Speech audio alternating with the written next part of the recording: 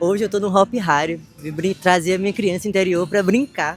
Eu cresci ouvindo, Beatriz, você não gosta de parque, você não vai pra parque.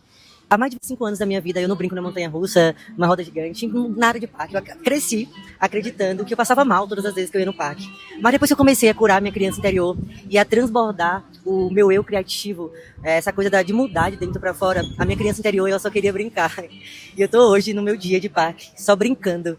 Brincando de montanha-russa, de roda gigante, eu acho que é um dos dias mais felizes assim, da minha vida. Mas será que esses medos foram pessoas que colocaram na minha vida ou eu que mesmo que coloquei na minha vida? Coisas que eu não tinha feito antes na minha infância. Uma infância que precisou ser vivida de forma corrida. E hoje eu ouvi o meu eu, depois que eu fiz CAT, escolhi a minha criança com terapia, com neurociência. Eu tirei um dia só pra ela hoje, domingo, dia da minha criança interior.